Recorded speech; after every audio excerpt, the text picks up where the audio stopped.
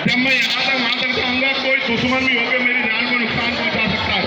इसलिए मैं आपसे अनुशासन की मांग कर रहा था, लेकिन मुझे लगता है कि आपको इस बात का कोई मतलब नहीं है। इसलिए आप जो है जो जुनून को दिखा रहे हो लेकिन अनुशासन नहीं रख पा रहे हो। मैं आपसे फिर कहता हूँ कि थोड़े थोड़े पीछे हो जाओ, थोड़े थोड़े पीछे हो जाओ। हेलो, थोड़े थोड़े पीछे हो जाओ।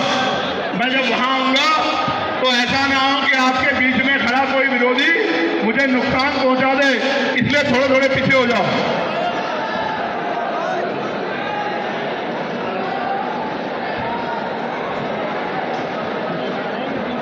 सम्मानित साथियों, आप ये जानते हो कि मैं किसी धन्ना सेठ का बेटा नहीं हूं। आज इस मंच पे वो सब लोग उपस्थित हैं जिन्होंने अपने खून से भीम आर्मी को सींचा, और भीम आर्मी के मजबूत होने के बाद आज वो सब लोग भी उपस्थित हैं जिन्होंने आजाद समाज पार्टी को अपने बच्चों के हिस्से का पैसा काट काट के एक एक रुपया जमा करा करा के और इस आंदोलन को सींचने का काम किया। आज इस मंच पे इधर और सामने वो लोग उपस्थित हैं जो किसी लाभ के लिए नहीं, बस समाज की सेवा को करने के लिए मैदान में उतरे हैं। काशीराम साहब कहते थे जब आप समाज को समझाने निकलोगे तो समाज के बहुत सारे लोग आप पे आरोप भी लगाएंगे, आपकी आलोचना भी करेंगे, आप पे सवाल भी खड़े करेंगे। ये वो लोग हैं जो खुद तो काम करते नहीं, अगर कोई काम करना चाहता है तो उसको रोकने के लिए टांग खींचने का काम करते हैं। आप बताओ, अगर आज मेंबर ऑफ पार्लियामेंट के तौर पे आजाद समाज पार्टी का आदमी सदन में नहीं होता तो क्या सदन में कोई आपकी बात को उठाता? क्या सदन से कोई आपके हितों के लिए आवाज उठाता? आज आपकी हैसियत भारतीय राजनीति में मजबूत है। आज बड़ी बड़ी पार्टियों पे एक भी मेंबर ऑफ पार्लियामेंट नहीं है, लेकिन 2020 में बनी आजाद समाज पार्टी पे एक मेंबर ऑफ पार्लियामेंट है, और मेंबर ऑफ पार्लियामेंट भी ऐसा वैसा नहीं, मेंबर ऑफ पार्लियामेंट भी टिकाऊ है, टिकाऊ। बताओ, पार्लियामेंट में सुनते हो नहीं सुनते हो मुझे? जब मैं विदेश के दौरे से आया तो मैंने महसूस किया विदेश की जिंदगी अच्छी है। हमारे लोग कब तक विदेश की तरफ भागते रहेंगे? हमें ऐसा काम करना चाहिए कि भारत की जिंदगी भी, भारत में रहने वाले गरीब किसान मजदूर सभी जातियों के लोगों की जिंदगी भी विदेश में रहने वाले लोगों की जिंदगी जैसी होनी चाहिए। फिर मेरी समझ में आया कि ये ऐसे संभव नहीं है।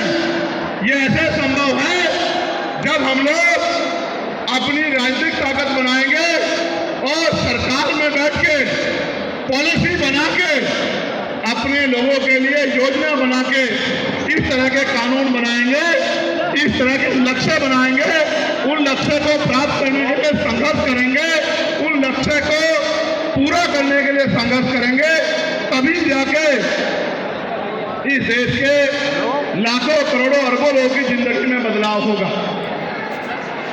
जब मैं चारों तरफ देखता हूं तो मुझे सत्ता के भूखे लोग दिखाई देते हैं। सत्ता के भूखे लोग, सबको सत्ता चाहिए, सत्ता चाहिए। आपको नहीं पता क्या, आपकी पार्टी के पास भी मिनिस्टर बनने के ऑफर थे कि आप आइए, केंद्र में मंत्री बनिए, कुर्सी में बैठिए, सड़क से संघर्ष का रास्ता छोड़िए और बढ़िया पैसे कमा के बढ़िया सुरक्षा सुविधा लेके आगे बढ़िए। लेकिन आपकी पार्टी ने और आपकी पार्टी के नेताओं ने इस मनुवादी पार्टियों की मिनिस्ट्री को लात मारने का काम किया और विपक्ष का रास्ता चुना कि हम लोग विपक्ष में रह के अपने लोगों की आवाज उठाएंगे, क्योंकि उन दलों में रहकर, उन दलों की सरकारों में रहकर हम लोग सुख सुविधा तो ले सकते हैं लेकिन अपनी एक भी पॉलिसी को लागू नहीं करा सकते हैं। इसलिए उन पार्टियों से, उन विचारधारा के लोगों से ना आज ना जिंदगी में हमारा कोई समझौता होगा। हम लोग उनसे विचारधारा के आधार आधार पर संघर्ष को जारी रखेंगे। जैसे हमारे महान पुरुषों में राष्ट्रपिता ज्योतिबा फूले ने, बाबा साहब अम्बेडकर ने, छत्रपति साहू जी महाराज ने, महामना रामसु वर्मा ने, छत्रपति शिवाजी महाराज ने, सदगुरु कबीरदास जी ने, भगवान बुद्ध ने और जगत गुरु सदगुरु रविदास जी महाराज ने, भगवान वाल्मीकि महाराज ने, गुरु नानक देव ने अपने लोगों के अधिकारों के लिए, सम्मान की जिंदगी के लिए संघर्ष किया। हमें भी उसी तरह से संघर्ष को आगे बढ़ाना है।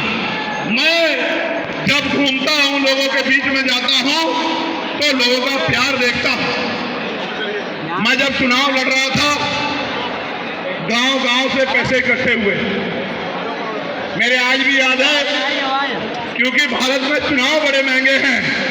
मैं केतली लेके जाता था, कोई गरीब परिवार का आदमी 1 रुपया डालता था, कोई 10 रुपये डालता था, कोई 20 रुपये डालता था, कोई 100 रुपये डालता था, कोई 500 रुपये डालता था, कोई 1000 रुपये डालता था।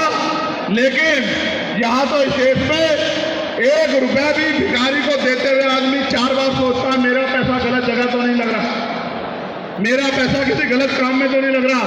लेकिन उन्होंने अपनी मेहनत की कमाई का 2-2, 4-4, 10-10, 20-20, 100-100, 1000-1000 रुपए देते हुए उनके दिल में क्या इच्छा रही होगी कि भाई ये